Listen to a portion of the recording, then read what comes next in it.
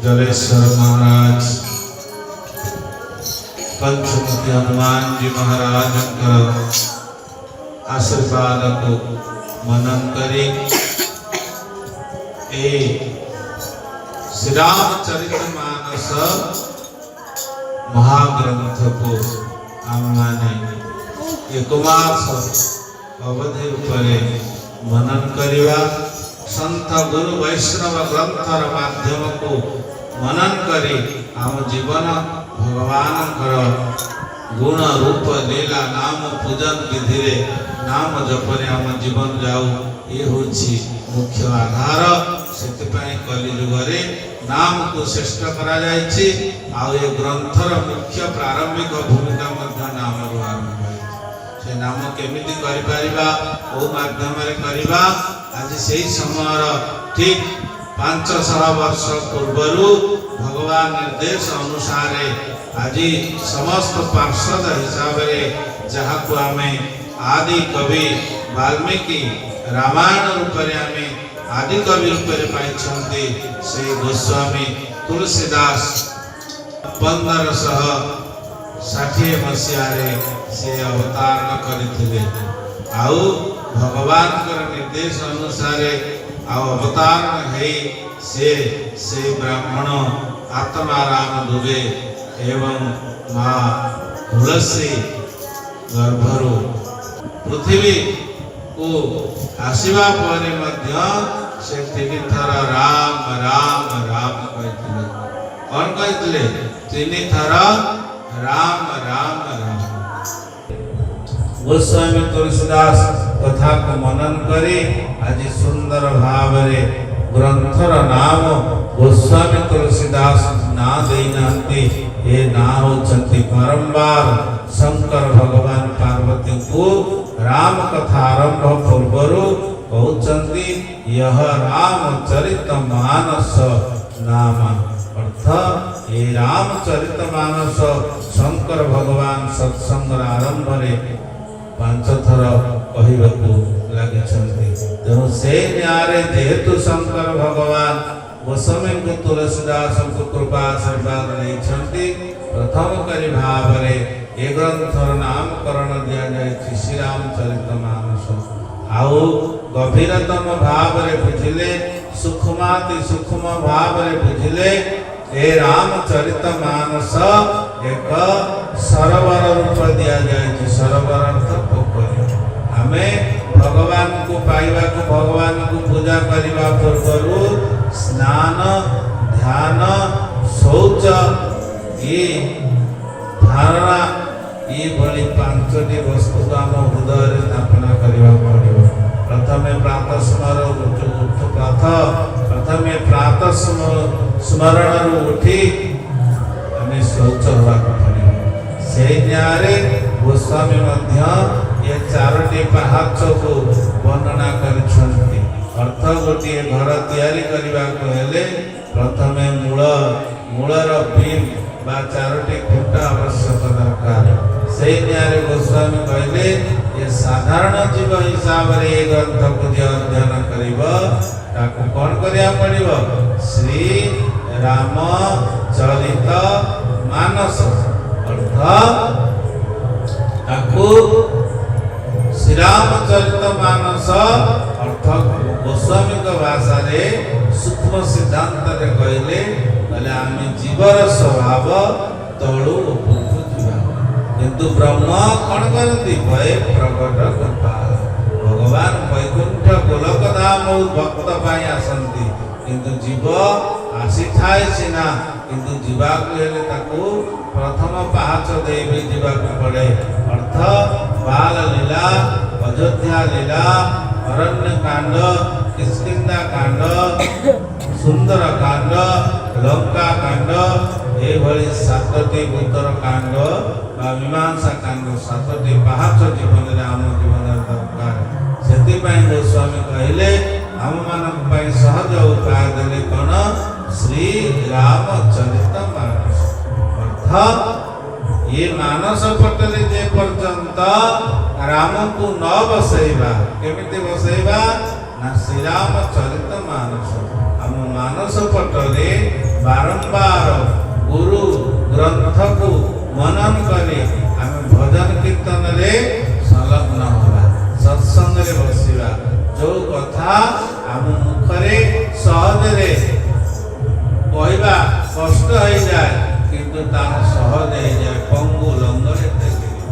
अर्थात आम भगवान जीवन रे सदा सर्वदा अनेक कथा कहती किंतु सत्संग रे बसिले हरि कीर्तन राम नाम कहला बेलू कष्ट हो जाए कौन ना काले भूल हो राम नाम पाठरे धरवा कष्ट हो कि आमको समालोचना पर्यालोचना करी अनेक कथा फिर भी सत्संग रे बारंबार बसवा द्वारा भीतर कौन हुए ना राम राम कृष्ण गोविंद नाम नाम आम भीतर प्रवेश करे स्थान पाए आ मानस पटरे स्थान पाइले कौन हुए ना मानस भीतर शुद्धता अवलंबन करी कौन हुए आम चरित्र सुधार हुए निश्चित भाव चरित्र सत्संग रे बारंबार बसिले चरित्र सुधार हम कारण आमको से जागृत कराए से मानस भीतर एक सुंदर पाहचटे प्राथमिक पाहच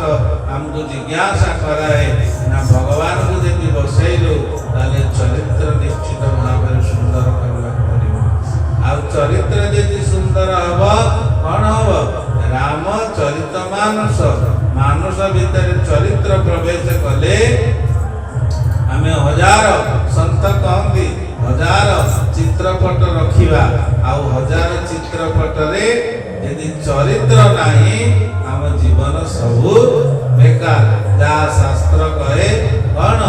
ना गुण थाउ पछे देते हजार चरित्र नथिले सबु आसान न्याय रे सेति पे हमको चरित्र गठन करिया पड़िबो भगवान दिव्य चरित्र चित्रपट रे अनेक श्रृंगार अच्छी किंतु आमको से श्रृंगार पाइबा केते जन्म बीतीज ठीक हो पारे से प्रथम चरित्र पट को सुधार पड़ो क्या मध्यम ना मानस जिते भगवान राम को बसे मानस पटरे बसैल से कौन हम ना चरित्र सुधार हवा को लगे ये मोर हृदयर कथा नुह ये प्रभु राम चरित मानस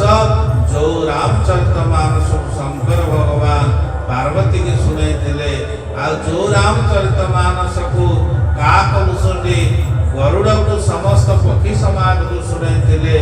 आउ जो राम कथा वाल्मीकि सारा संसार पाई रामायण रूप संसार को देइछंती आउ जो राम कथा याज्ञवल्क्य भरद्वाज आश्रम रे कथा सुनाइथिले आउ जो राम कथा को गोस्वामी तुलसीदास समस्त वैष्णव समाज को सुनाइथिले से अनेक पुराणर कथा को एकत्र करी गोस्वामी कौन कले रामायण निगदितम पतितम अर्थ अनेक प्रकार रामायण रो किंचित मात्र मुझे जगत कल्याण पाई लिखी आउ शेष कहले संत सुखाय रघुनाथ कारण ये जीव आसी आउ जीव केतबेले को भाव जीव कहीं कहि परिबे नहीं केतबेले कामना वासना लोभ मोह जातना आउ शरीर पीड़ा अनेक आसीब सबु कथा भूले देव ए पंचभूत शरीर तेणु से गोस्वामी कहले ये तो सहज आगामी पीढ़ी रे घोर कली रे समस्ते एक डूबी थे उद्धार पाइबा कौन करने पड़ो ना बारंबार भगवान को स्मरण करी कौन कर ना स्वांत सुखाय तुलसी रघुनाथ गाथा भाषा निबंध मति मंडूल भगवान दिव्य मंडूल वर्णना को मुझे शांत सुख ये पंचभूत शरीर को पंचात्मा को संबोधन करने समर्थवान हवापाई भगवान के चरण रे ए भवसागर पार हवापाई केवल शांत शांति पाई एक कथा वर्णना करती बोल श्याम रामचंद्र की जय। गोस्वामी तुलसीदास महाराज की आरंभ कले रामचरित मानस स्वर ठारू जो सुमिरत सिद्धि होई गणनायक करिबर वदन करऊ अनुग्रह सोई बुद्धि राशि सुवगन सदन। हे गणपति महाराज जो सिद्धि रिद्धि सिद्धि माध्यम समस्त को विद्या विनय माध्यम समस्त सिद्धि स्थापन करती जीव कल्याण पाई। हे गणपति टिके मो प्रति कृपा कर मूक होई वाचाल पुराण अनुसार जी तुमको भजन करे तुमको हृदय स्थान दिए से मूक होइतले मध्य वाचाल अर्थ अनर्गल भगवान कथा भगवान गुण गाई बसे आउ मुक होई वाचाल पंगु चढ़ाई गिरी बर गहन आ हाथ हाथ गोड़ यदि गोड़ नथिले मध्य से महा हिमालय पर्वत को चढ़िबारे आपण कृपा करती सो दयाल प्रभु सकल कली दहन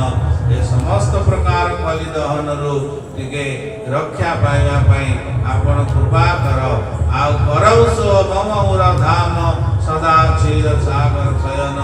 अर्धम। हे प्रभु संताकार भुजग शयन पद्मनाभम सुरेश न्यारे। हे प्रभु जो क्षीर सागर सदा सर्वदा तुम्हें निवास करुच मा लक्ष्मी का सहित मत टिके कृपा कर आउ शेषरे भगवान शंकर को कुंद इंदु सम गौर उमा रमन करुणायन जाय दीन परनेय कर कृपा मर्दन मयन। आओ शंकर भगवान को वंदना करे आज शेषरे गुरु वंदना करुछंती वंदौ गुरु पद पद्म परागा सुरुचि सुभाष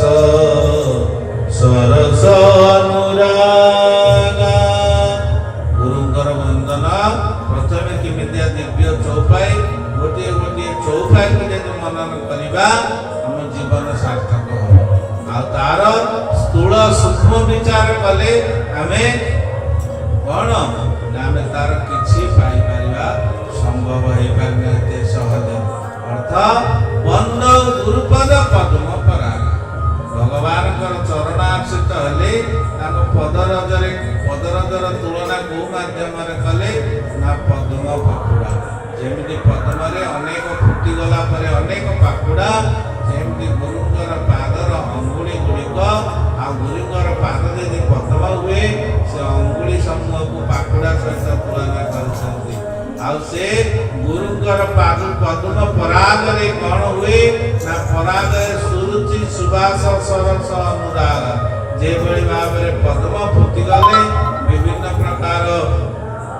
कौन सुंदर सरस एवं सुरुचि एवं पराग माध्यम मधुमक्खी आसी बसी विभिन्न प्रकार स्वाद सृष्टि हुए सेमती भगवान गुरुदेव चरण पादुका को प्रणाम कले पद्म रूपक पादुका को प्रणाम कले तीनटा भाव हुए। सिद्धांत कौन ना प्रथमे जे गुरुंकर चरण को स्पर्श कले बा चरण पादुका रे कौन तादरे सुरस अच्छी पानी रे किछि रस नाही आउ पानी रे किछि बास नाही पानी रे किछि रुचि नाही जेतबेले पानी रे कोनोसी वस्तु पकई दियंती पानी रो सेमिति किछि रुचि अछि कि खाली पानी पीबा किंतु पानी रे मधु पकई देले महु भलिया बासे मिश्री पकई देले मीठा हवा लूण पकई देले लुनिया हो जिवो नहीं कि पानी रे जो भाली भाव रे जेमिति तार पानी संगे संगे तार परिवर्तन है जे से बळे गुरुंकर आश्रित कले हमको तीनोटी जिनिस मले कोन मिले सूक्ष्म भाव रे सिद्धांत कवि मान देले ना यदि गुरुंकर सत्संग माध्यम रे ग्रंथ माध्यम रे गुरु गोविंद आश्रय कले हम जीवन रे तीनोटी भाव सृष्टि है कोन सुरुचि रुचि कौन आम तुम जीवन में केवल खाद्य पेय रुचि नुह संत मैंने केमितिया सूक्ष्म विचार देले अर्थ आम ଯାହାକୁ ଯୋଉ କଥାଟେ କହିବା ସେଟା ସୁନ୍ଦର ସମ୍ବୋଧନ ହେଇଥିବ, ରୁଚି ହେଇଥିବ। କଥାଟା ସମ୍ବୋଧନ ମାଧ୍ୟମରେ ତା ଶରୀର ପରିବର୍ତ୍ତନ ହେଇଯିବ, ତା ମନ ପରିବର୍ତ୍ତନ ହେଇଯିବ। ଯେତେ ଦୁଃଖ ଆସିଲେ ମଧ୍ୟ ସମ୍ବୋଧନ ମାଧ୍ୟମରେ ଆମେ ତାକୁ ପରିବର୍ତ୍ତନ କରିପାରିବା। ଇଏ ହେଉଛି ତାର ଅସଲି କଥା, ରୁଚି। ରସ କ'ଣ ନା ସମସ୍ତେ ପୁରାଣ ଗୀତ ଗାଉଛନ୍ତି, କିନ୍ତୁ ଯଦି ଗୁରୁ ଗୋବିନ୍ଦ ଆଶ୍ରୟ ହବ ସେଇ ପୁରାଣ ଗୀତ ଗାଇବା ଅର୍ଥ ଗାଉଥିବା ସମୟରେ ସମସ୍ତେ କାନ ଡେରି ଶୁଣିବେ। କି ସୁନ୍ଦର ସ୍ୱର ନୁହେଁ କି? ଗୀତ ସମାଜରେ ଅନେକ ବାହାରୁଛି, କିନ୍ତୁ ଜଣ ଜଣଙ୍କର ଗୀତ ଗାଇ ଲୋକ ଦିନ ରାତି 24 ଘଣ୍ଟା ଶୁଣୁଛନ୍ତି। ଅର୍ଥ ସେ ଗୁରୁଙ୍କର ଆଶୀର୍ବାଦ ପାଇସାରିଲା ପରେ କ'ଣ ହୁଏ ନା ରସ ସୃଷ୍ଟି ହେଇଯାଏ। ଯେଉଁ ରସକୁ ଆମେ ଶ୍ରବଣ ମାଧ୍ୟମରେ ବାରମ୍ବାର ଶ୍ରବଣ କରିବା ପାଇଁ ବ୍ୟାକୁଳ ହୋଇପଡ଼ନ୍ତି। ଆଉ ବାସନା କ'ଣ ନା ବାସନା ତ ଆମେ ଅନେକ ପିଠା ପଣା ଫୁଲ ସବୁଥିରେ ଆମେ ବାସନା ଦେଖୁଛନ୍ତି, କିନ୍ତୁ ଇଏ ବାସନା କ'ଣ ନା ଏଇଠି ରେକର୍ଡ ବାଜୁ ବାଜୁ ସେ ଯାଇ ସାରା ଭାରତ ବର୍ଷରେ ସେ ରେକର୍ଡ ବାଜୁଛି। ଏଇ ସ୍ୱର ଲାଳିତ୍ୟ ସେ ବାସନା କୋଉଠି ନା ସେଠି ଏଇ ଲୋକଟା ଗାଉଥିଲା, ଏଇ ଲୋକଟାକୁ ଆଣିବା ଆମେ ଟିକେ ଶୁଣିବା, ନାଇଁ କି? ଇଏ ହେଉଛି ଅସଲି ବାସନା। ନ୍ୟାୟରେ ଆମେ ଯେମିତି 12 ବର୍ଷ ପାଠଶାଳାରେ ପାଠ ପଢିଲା ପରେ ଆମକୁ ମେଟ୍ରିକୁଲେସନ ପାସ୍ କରିବାକୁ ସୁଯୋଗ ମିଳେ, ସେଇ ନ୍ୟାୟରେ ଗୁରୁ ଆଶ୍ରମରେ ମଧ୍ୟ ବା ଏ ଭଗବାନଙ୍କ ଦରବାରରେ ବସି 12 ବର୍ଷ ପର୍ଯ୍ୟନ୍ତ ସତ୍ସଙ୍ଗ କଲେ ଆମ ଭିତରେ ଅନେକ ସନ୍ଥ ଗ୍ରନ୍ଥ ଆଶୀର୍ବାଦ ମିଳିଲେ କ'ଣ ହବ? ଗୁରୁ ପଦ ନଖ ମଣିଗଣ ଜ୍ୟୋତି ସୁମିରର ଦିବ୍ୟ ଦୃଷ୍ଟି ହବ। ଆମ ଭିତରେ ଦିବ୍ୟ ଦୃଷ୍ଟି ଜାଗ୍ରତ ହବ। ଆଉ କ'ଣ ନା ସୁଜୟ ରାମ ଚରିତ ମଣିମାଣିକ, ଆଉ ରାମଙ୍କର ଚରିତ୍ର ମଣିମାଣିକ ଆମ ଭିତରେ କ'ଣ ସ୍ଥାନ ପାଇବ? ଆମେ କହିବା ଗାଇବା ପାଇଁ ବିପଦ ସମର୍ଥବାନ ହେଇପାରିବା। ଆଉ ସେତିକି ନୁହଁ, ଗୁରୁପଦ କଞ୍ଜ ମୁଞ୍ଜ ମୁଦୁ ମଞ୍ଜୁଲ ଅଞ୍ଜନ ନୟନ ଅମିୟ ଯୁଗ ଦୋଷ ବିଭଞ୍ଜନ। ଆମ ଭିତରେ ଦୃଷ୍ଟି ବିଭିନ୍ନ ପ୍ରକାର କୁସ୍ଥିତ ଆମେ ଦେଖୁଛନ୍ତି ସଂସାରରେ ସଦା ସର୍ବଦା। ସେ କ'ଣ ହେଇଯାଏ ନା ଗୁରୁ ରୂପକ ଏ ବିଭଞ୍ଜନରୁ ନଷ୍ଟ ହେଇ ତାଙ୍କ ଭିତର ଯେଉଁ ଆଶୀର୍ବାଦ ରୂପକ କଳା ଟିକେ ଆମର ଲାଗିଗଲେ କେବଳ ଆମ ଚାରିଆଡ଼େ ଦୃଷ୍ଟି ହେଇଯାଏ କ'ଣ ରାମମୟ ଗୁରୁମୟ ଭଗବତମୟ ହେଇଯାଏ। ସମସ୍ତଙ୍କ ହୃଦୟରେ ଶାନ୍ତ ଚିତ୍ତ ବାର୍ତ୍ତା ସୃଷ୍ଟି ହେଇଯାଏ। ଆଉ ଏ କଥାକୁ ବିଚାର କରି କରି ଧୀରେ ଧୀରେ ଗୋସ୍ୱାମୀ ତୁଳସୀ ଆଗକୁ ଯାଇ ଟିକେ ସତ୍ସଙ୍ଗ ଏ ଗୁରୁଙ୍କର ଆଶୀର୍ବାଦ ହେଲେ ଆମ ଜୀବନରେ କ'ଣ ହୁଏ ନା ବିନୁ ସତ୍ସଙ୍ଗ ସତ୍ସଙ୍ଗ ସନକାଦି ସନନ୍ଦନ ଏମାନେ ମଧ୍ୟ ଜୀବନର ଆରମ୍ଭର ଶେଷ ପର୍ଯ୍ୟନ୍ତ କେବଳ ସତ୍ସଙ୍ଗ। ଆଉ ସବରୀ ଗୀତ ଅଜାମିଳ ଏମାନେ ସତ୍ସଙ୍ଗ ଦ୍ୱାରା ସାଧର ହେଇଛନ୍ତି। ଆଉ ସତ୍ସଙ୍ଗରେ କ'ଣ ହଉଛି ନା ଆମ ଭିତରେ ବିନା ଗୁରୁରେ ସତ୍ସଙ୍ଗ ମିଳେ ନା। ଆଉ ଗୁରୁ ମିଳିଲେ କ'ଣ ହବ ନା ରାମ କୃପା ବିନୁ ସୁଲଭ। ଆଉ ଗୁରୁ ଆଶ୍ରିତ ଦ୍ୱାରା ସତ୍ସଙ୍ଗର ଅର୍ଥ କ'ଣ? ସତ ଚିନ୍ତି ଆନନ୍ଦ। ଅର୍ଥ ଭଗବାନଙ୍କର କେବଳ ସତ୍ୟ କଥାକୁ ବାରମ୍ବାର କର୍ଣ୍ଣକୁଟରେ ଆସିବ। ଅନେକ ପ୍ରକାର କଥା ଅନେକ ଆମେ ସତ୍ସଙ୍ଗରେ ପ୍ରବଚନରେ ଶୁଣୁଛନ୍ତି, କିନ୍ତୁ ଗ୍ରନ୍ଥ ହେଉଛି ସତ୍ୟ। ଗୁରୁ ଅନେକ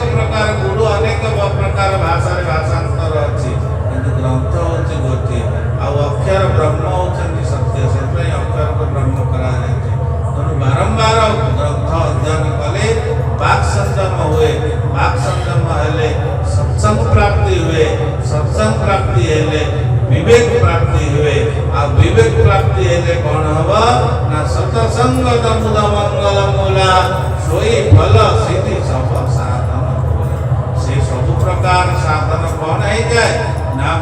ଫୁଲ ଯେମିତି କଢ଼ ହେଇକି ଥାଏ, ଫୁଟିଗଲେ ତାର ସୌନ୍ଦର୍ଯ୍ୟ ଆହୁରି ବର୍ଦ୍ଧିତ ହେଇଯାଏ। ସେଇ ନ୍ୟାୟରେ ଆଉ ସତ୍ସଙ୍ଗ ଗୁରୁ ଆଶୀର୍ବାଦ କଲେ ଆମେ ଫୁଲ ଭଳି ବଗିଚାର ସୌନ୍ଦର୍ଯ୍ୟ ଦେଖାଯିବା, ଶରୀର ସାର୍ଥକ ହେଇଯାଏ। ତେଣୁ ତପସ୍ୱୀ ହଉ, ସଂସାରୀ ହଉ ବା पापी हो भोगी हो वैराग्य हो कौन ना स्वर्ग आउ नरक आमे जन्म होइके आसछन्ति आउ निश्चित भाव में नरक अर्थ हमको जीवाक पड़िबा जहाकू जन्म मृत्यु नुहे कि तेणु ये समस्त हृदय थिले मध्य गुरु गोविंद आश्रय हेले कौन हम ना आकर 4,84,000 जाति जीव जल थल नभवा अर्थ ये 4 लाख प्रकार जो 84 ध्वनि अच्छी 84 लक्ष ध्वनि तादेरे 4 प्रकार जीव कौन ना जलथर नभचर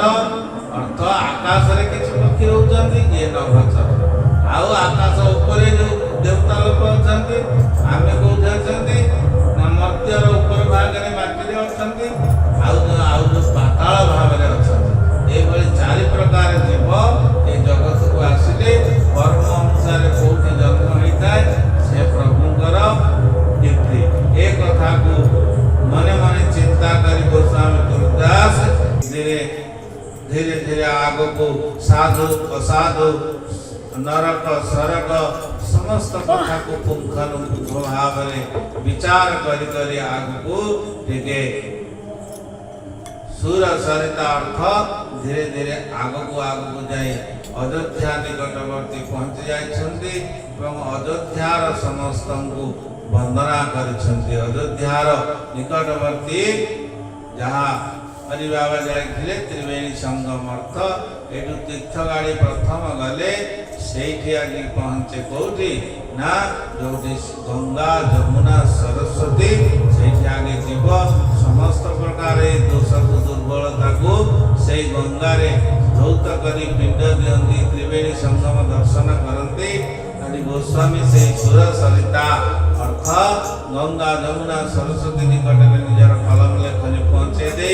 आज अयोध्यार वर्णना करने को जाउछन्ति वंदौ वमन पुरी अति पावनी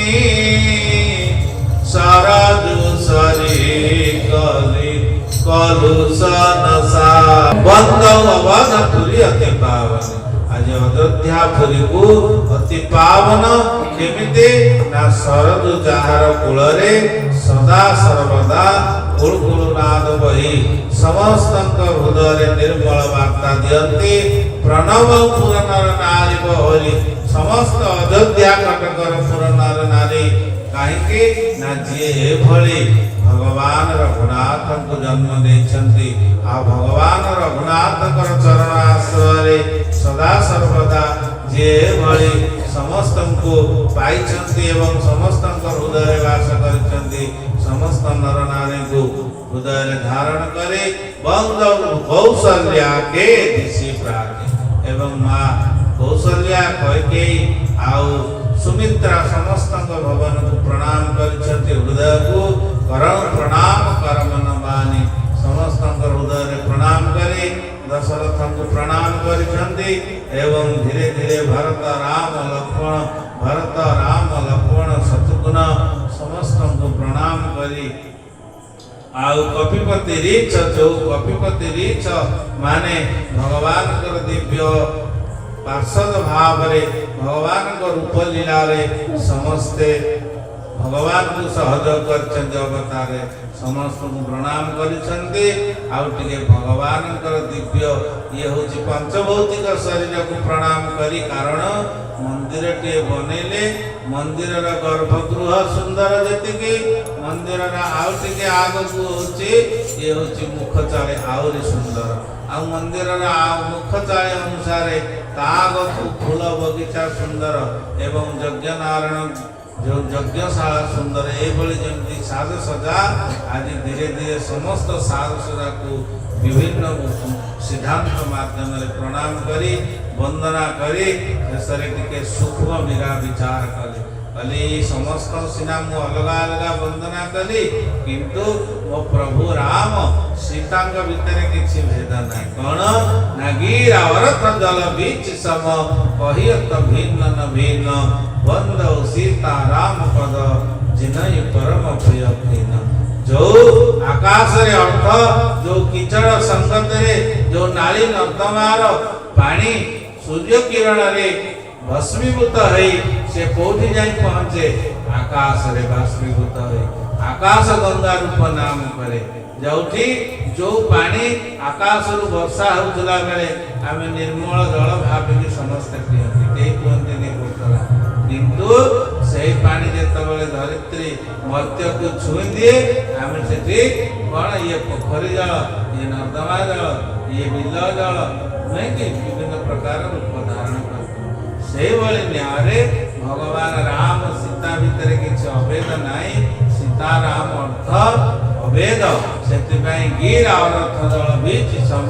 जमी आकाश पड़ी दल आकाश थाई निर्मल थाए आ पड़गले जमी भाव अलगा हो जाए से ये जगत को कल्याण भगवान राम सीता दुईटी रूप आकाश गंगार भगवान राम आ मर्त्य भगवान माँ धरित्री रूप धारण कर सीताराम स्वरूप अलगा हेले किसी अभेद ना उदय धारण करी गोस्वामी तुलसीदास भगवान से महामंत्र जो महामंत्र को जप करती सदा सर्वदा काशी विश्वनाथ को हृदय धारण करी नाम कलिजुगर शेष अर्थ ये कलिजुग जेते आम भितर ज्ञान जेते साधना जिते जा थाऊ किंतु शरीर जिते शीतल हो जाए वृद्ध अवस्था हो जाए रोगग्रस्त हो जाए से सबू सिद्धि साधना झीर हो जाए गोटे कौन सीताराम राम राम राजा राम राम राम राम नाम से मित्या केमितिया नाम जीव रूप करे बारंबार पाप काम क्रोध लोभ रे आउ अग्नि अर्थ पापर ज्वाला रे हमें बारंबार जन्म मृत्यु चक्र रे जो कष्ट पाती एवं शेष से रघुनाथंकर कृपा पुष्टि पड़िले हमें सुंदर माँ बापा माध्यम सुंदर शरीर पाती आउ से सुंदर शरीर पाई सारा पर यदि सद्गुरु सदग्रंथ आम जीवन में आसी जाती आमे कौन करती ना श्रावण भादव मास भली आम भितर आशीर्वाद आश्रय मिले आश्रय मिलला पर आम विषय अंकुरोद कि अंकुरोदगम हुए ना राम नाम रूपक गम कौन हम ना जेभली वर्षार आगमन रे वर्षार बिंदु रे पृथ्वी कौन करे ना नील सबुज हो जाए फल फूल पत्र भरिपूर्ण हो जाए बसंतर आगमन हो गले मलय पवन आम शरीर में ठंडा ठंडा बाजे से भली भाव में आम शरीर कौन हुए ना गुरु गोविंद नाम राम द्वारा आम आश्रित हो कौन करवा ना सुंदर भाव में भगवान भजन रे श्रावण भादव मास भली आम शरीर सार्थक हो जाए से सार्थक हो सारा पर से नाम को पाई ये कौन न पाई ना सबरी की दस सेवकनी सुगति दीन रघुनाथ नाम उदारे अमित फल वेद विदित गुण गाथ ए नाम को पाई गोस्वामी कलम करुछंती ए नाम को भजन करी आमे तो आमे साधारण सबरी कौन जी अति कोल बिली कूल जन्म होती अछुआ कूल सी गुरु को आश्रय गुरु किए मातंग ऋषि आश्रम रही झाड़ू मारी सेवा करी कौन ना मातंग कहीगले मु सीना प्रभु को दर्शन कर पारे सबरी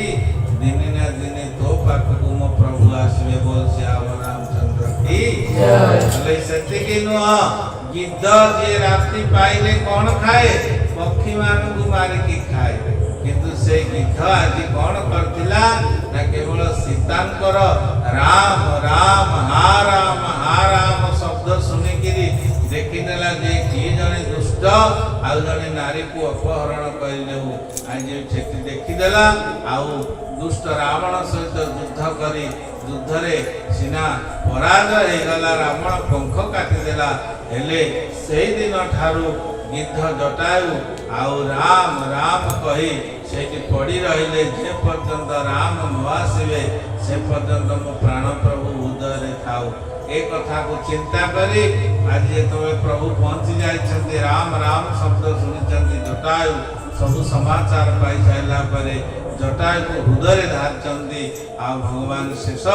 निद्रा निज कोल रे जटायु को देछन्ति ये होछि राम नाम रो प्रभाव सेति कि न सुसेवक नि सुगति दिन रघुनाथ आ अनेक प्रकार जे भगवान कर सेवक है बारंबार के हमें जागु जीता जागता देखुचंती सुमिरि पवन सुत पावन नाम अपने बस करी राखे राम हमें यदि स्वभाव रे देखिबा माकड़ नहीं किंतु भगवान को भजन करी सेवा करी भक्तराज बनी भगवान को निज हृदय गीता जाता संसार को देखे से अनेक अनेक प्रमाण अच्छी आगु को सुनिबा तेणु नाम उदार अमित फल वेद विदित गुणगान जो नाम द्वारा चारि वेद 18 पुराण से गोटे शेष सिद्धांत लिखिदे गले कौन ना कलिजुग केवल नाम धारा सुमेरी सुमेरी नर पाइबा ये समस्त बात भवसागर पार करबा पाई हेले आमे जो जुगरे जन्म होइसंती कलि जुग सबु दिने ना दिने छिन्न विच्छिन्न हे दिव किंतु गुरु गोविंद ग्रंथ जदि कृपा हेची हम जीवन रे जेतिकी समय बसी हनुमान चालीसा राम राम करचंती से निश्चित आम को आश्रय प्रदान करिवो शरणागति देव आ रघुनाथ कौनसी माध्यम रे हनुमान शंकर जलेश्वर कौनसी माध्यम आम हृदय जाइए पहुँचे आमको आशीर्वाद देवे तीरे हेले भूल नहीं कि मिछ नहीं कि खाद नहीं तेणु दुई पद हरिनाम करी कथा को विश्राम देवा।